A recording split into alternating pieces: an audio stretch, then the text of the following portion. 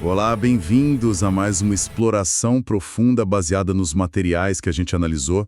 Hoje o foco é uma figura que sempre gera muita curiosidade, né? O Arcanjo Miguel. Com certeza. E as fontes que temos aqui, elas mergulham numa interpretação teológica bem específica, viu?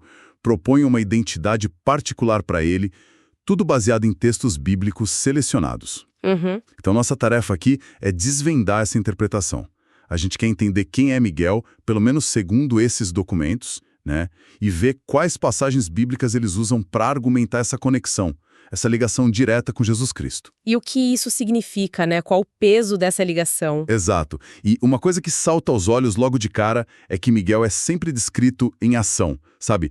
Lutando contra forças espirituais em Daniel, disputando com Satanás lá em Judas, guerreando no Apocalipse. Sempre na linha de frente. Isso. E o próprio nome, Miguel, já é uma pergunta, né? Quem é semelhante a Deus? Vamos ver como essas fontes respondem a isso. Pois é, e essas fontes colocam Miguel num lugar de muito destaque. Não é só um anjo poderoso qualquer, é o defensor do povo de Deus, aquele que bate de frente com Satanás. Certo. E o título arcanjo é central, significa literalmente anjo principal, chefe dos anjos. É interessante que no cânone protestante que essas fontes usam, só Miguel e Gabriel são citados pelo nome, né? Entre os anjos fiéis. Só os dois. E o material faz questão de contrastar isso. Fala de outras tradições, judaísmo com 7 arcanjos, islamismo com 4, catolicismo também. Mas a ênfase aqui é que a Bíblia usa arcanjo no singular. Lá em Judas 1.9, Miguel, o arcanjo. O arcanjo, não um arcanjo. Exatamente. E daí eles interpretam que só existe um ser com essa designação, com essa autoridade máxima entre os anjos. Entendi. Então essa singularidade do título é um pilar mesmo do argumento deles. E a ideia central que sai desses textos, então, é que Miguel não seria alguém separado, Não. mas sim outro nome, talvez um título para Jesus Cristo, especificamente na existência celestial dele, antes e depois da Terra. Isso. Eles até usam aquela analogia, né, de figuras bíblicas com mais de um nome. Jacó, que virou Israel, Simão, que Jesus chamou de Pedro. Sim, lembro dessa parte. A proposta é essa. Miguel seria um nome celestial de Jesus, ligado a essa função de comandante, de defensor. Tá, faz sentido a analogia. Mas como isso se sustenta na Bíblia, segundo o material que a gente viu? Onde estão as conexões? Bom, a argumentação vem por vários lados. Primeiro, reforçam o significado de arcanjo, chefe dos anjos, e essa coisa do singular, né? Sugerindo uma posição única. Certo. Mas o ponto de conexão que eles acham mais direto, talvez o mais forte, é 1 Tessalonicenses 4,16. Ah, essa passagem é bem conhecida. Sim, o texto diz que o próprio Senhor Jesus descerá do céu com uma chamada de comando, com voz de arcanjo. Com voz de arcanjo. É. E o raciocínio que eles apresentam é quase uma identificação pela voz, sabe? Se Jesus desce e comanda com a voz do arcanjo, e se há só um arcanjo... Então Jesus seria esse arcanjo. Exatamente. A interpretação deles não é que Jesus usa uma voz tipo a de um arcanjo potente, mas que ele exerce a autoridade inerente à posição de arcanjo. Porque ele é Miguel. Essa é a ligação que as fontes fazem. É bem direta. Entendi. É uma leitura bem específica dessa frase em Tessalonicenses, né? E isso me faz pensar no outro ponto forte, o papel de Miguel como líder militar. Como as fontes desenvolvem isso? Parece outra chave para essa identificação. Sem dúvida, o material dá bastante atenção a isso aí. Apocalipse 12:7 é muito citado. Miguel e os seus anjos batalharam contra o dragão. Percebe? Seus anjos. A posse, né? Os anjos dele.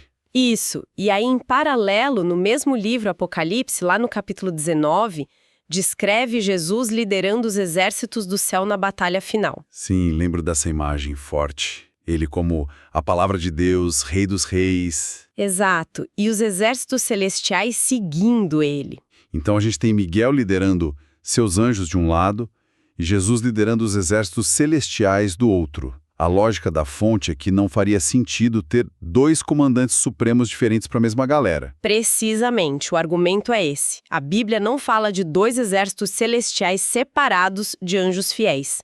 Se Miguel comanda seus anjos e Jesus é revelado com seus anjos poderosos, como diz 2 Tessalonicenses 1:7, e lidera os exércitos do céu, A conclusão deles é que tem que ser o mesmo comandante, talvez com nomes ou títulos diferentes, dependendo do contexto. isso. Eles usam outras passagens também para reforçar que Jesus tem autoridade sobre os anjos. Mateus fala disso várias vezes. Certo. E o ponto que eles consideram culminante para essa linha de raciocínio é 1 Pedro 3,22. Diz que depois que Jesus subiu ao céu, anjos, autoridades e poderes foram-lhe sujeitos. Ah, essa passagem é bem clara quanto à autoridade de Jesus sobre tudo no céu. Para quem segue essa interpretação, isso fecha a questão. Confirma Jesus como comandante supremo, o chefe dos anjos, ou seja, Miguel. Faz sentido. Dentro da lógica que eles apresentam. E as profecias de Daniel, que costumam ser, assim, bem complexas. Como elas entram nessa história toda? Daniel é cheio de visões, reinos. Exato, Daniel é fundamental aqui. Lá em Daniel 10, versículos 13 e 21, Miguel é chamado de um dos mais destacados príncipes. E mais, o príncipe do vosso povo, falando do povo de Daniel, os israelitas. O protetor de Israel, então. Isso, um líder celestial designado para Israel. Algumas interpretações dentro dessas fontes até sugerem que ele poderia ser o anjo de Êxodo 23, que guiou o povo no deserto. Mas isso é mais uma inferência. Entendi. E a passagem talvez mais famosa, Daniel 12.1. Essa é crucial. Daniel 12.1 diz que, naquele tempo de grande aflição, Miguel se porá de pé, o grande príncipe que está de pé a favor dos filhos do teu povo. Se porá de pé. O que isso significa nesse contexto? Então, a expressão pôr-se de pé ou levantar-se, em Daniel, como as fontes apontam, geralmente significa um rei assumindo o poder ou agindo de forma decisiva. A gente vê isso em Daniel 11, falando das ações dos reis. E a conexão que eles fazem é que essa ação decisiva de Miguel, no tempo de aflição, bate certinho com o papel de Jesus como rei messiânico. Quando ele volta para julgar e reinar. Isso. O material liga essa ação de Miguel diretamente às descrições de Jesus no Apocalipse, quando ele age para destruir as nações inimigas e estabelecer o reino de Deus. Apocalipse 11, 16, 19. Então, o Miguel que se põe de pé em Daniel seria o Cristo que vem como rei e juiz. É isso. Essa é a leitura que eles fazem. É uma conexão bem direta entre a profecia e o cumprimento em Cristo. Entendi. E aquela cena meio misteriosa de Judas 9, a disputa pelo corpo de Moisés. Como ela entra nisso? Essa passagem de Judas 9, ela é usada como mais uma peça, mas de um jeito um pouco diferente. O foco não é tanto o que eles estavam disputando, o corpo de Moisés, sobre isso tem muita especulação, né? E sim. O ponto que eles destacam é a conduta de Miguel.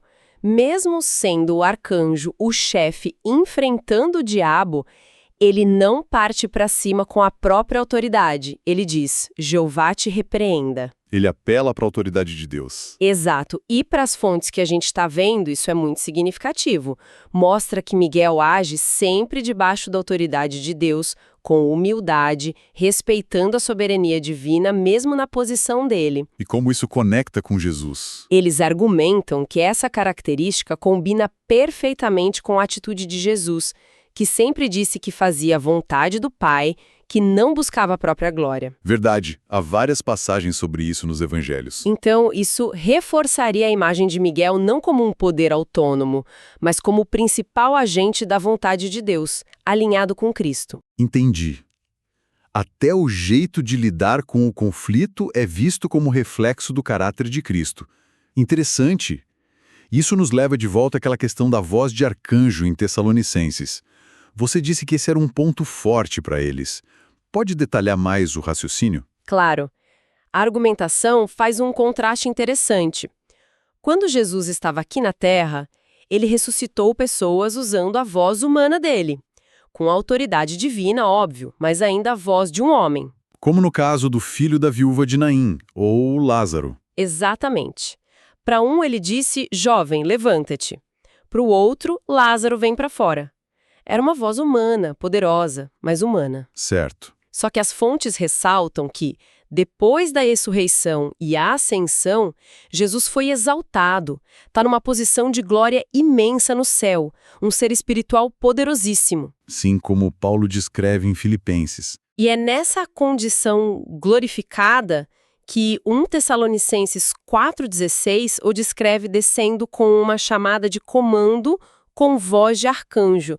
O argumento é, essa voz de arcanjo não é só um som alto, é a voz que pertence a quem tem a posição de arcanjo. A voz inerente ao cargo, digamos assim. Isso. Se Jesus, nesse estado exaltado, comanda com essa voz específica, num momento tão crucial como a ressurreição dos seus seguidores, isso indicaria para essas fontes que ele possui o cargo e a autoridade de arcanjo. Logo, ele seria Miguel. É sutil essa distinção entre a voz humana na Terra e a voz de arcanjo no retorno, mas é central para a interpretação deles. E a existência pré-humana de Jesus. Como eles conectam isso a Miguel? Eles ligam a identidade de Jesus como a palavra, o Logos, que existia no princípio com Deus, lá em João 1, com a figura de Miguel. A ideia é que Miguel seria o nome pessoal de Jesus antes de virar humano. Ele era a palavra e era Miguel. Essa é a proposta. O principal anjo guerreiro de Deus. O fato de ele ser chamado Jesus na Terra e continuar sendo Jesus depois da ressurreição, como quando aparece para Saulo em Atos 9, mostra a continuidade da pessoa dele. Claro, a identidade não muda. Mas, ao voltar para o céu e reassumir a glória e a função celestial, ele também operaria sobre seu nome e títulos celestiais originais. Apocalipse 19 chama ele de a Palavra de Deus, ligando a identidade pré-humana. E a argumentação é que ele também reassume plenamente o papel de Miguel, o arcanjo. Exatamente, o comandante das hostes celestiais. Então, é uma questão de nomes e títulos diferentes para a mesma pessoa em fases ou funções diferentes. Faz sentido. E o significado do nome Miguel? Quem é semelhante a Deus? Como isso fecha a argumentação? O significado do nome é visto como a essência da missão dele, segundo essas fontes. Quem é semelhante a Deus não seria uma pergunta literal de Miguel, mas um desafio retórico. Um desafio contra quem? Contra qualquer um que ouse se opor a Deus ou se igualar a ele. Principalmente Satanás, né? Cujo orgulho levou à rebelião. Miguel, sendo Jesus, seria o grande campeão da soberania de Deus. Aquele que defende o nome e a autoridade divina. O nome resumiria o papel dele como o grande defensor de Deus? Isso, vindicador. É importante dizer, e as fontes geralmente reconhecem isso, que não tem um versículo isolado que crava Miguel é Jesus. A conclusão vem da soma das evidências que eles interpretam. A singularidade do título arcanjo. A liderança dos exércitos, que é paralela. A voz de arcanjo de Tessalonicenses. As profecias de Daniel sobre o príncipe agindo no fim. Até a conduta dele em Judas. Tudo isso junto. Mesmo havendo outras classes de anjos, como serafins, querubins. Sim, a Bíblia menciona outros. Mas a interpretação aqui conclui que Jesus ressuscitado é o chefe supremo de todos os anjos e que seu nome e título para essa função é Miguel, o arcanjo. Certo. Então, só para recapitular o que a gente explorou dessas fontes, a tese central é que Miguel e Jesus Cristo são a mesma pessoa. Isso baseado na ideia de um só arcanjo, na voz de arcanjo de Jesus, na liderança dos exércitos celestiais e na interpretação das profecias de Daniel sobre Miguel se cumprindo em Cristo. Exato. A conclusão deles é que Miguel é o nome celestial de Jesus, refletindo sua autoridade e papel como principal guerreiro e príncipe celestial. Essa é exatamente a linha de raciocínio apresentada. E isso, claro, leva a gente a pensar um pouco além, né? Considerando só as implicações dessa perspectiva que a gente analisou, Sim. se essa identificação for aceita, como será que a compreensão de Jesus, não só como Salvador que andou aqui, mas também como Miguel o Arcanjo, o comandante supremo, o príncipe guerreiro que age em momentos de crise, como isso poderia impactar a percepção sobre a natureza dele, sobre a autoridade que ele tem agora? E o papel contínuo dele nos planos divinos? Exato. Pensar em Cristo, também como Miguel, adiciona uma camada, uma dimensão de poder, de liderança cósmica, que vai muito além do ministério aqui na Terra, né? Com certeza, isso abre um campo enorme para refletir sobre quem ele realmente é, em toda a sua plenitude, pelo menos como essas fontes específicas o apresentam.